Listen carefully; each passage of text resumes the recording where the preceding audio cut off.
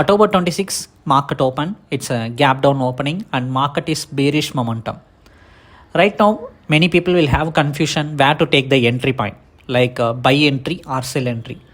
In this chart, you will get automatic suggestions like automatic calls.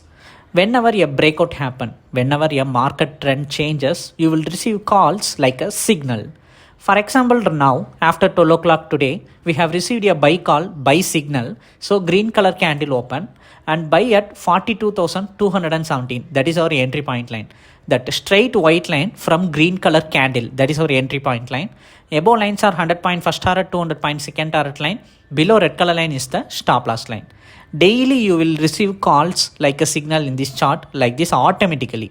So you are going to watch this video like that. You are going to watch the chart, get the call, place the order in your broker account. It's a simple buy sell signal like a call generator. And today the first target range is 42,323 from 217 to 323. In 2 candle in 2 minutes of market momentum, it successfully break out the first target range. If you want to subscribe for this chart, for chart plan detail, you can send me a hi message in WhatsApp. Thank you.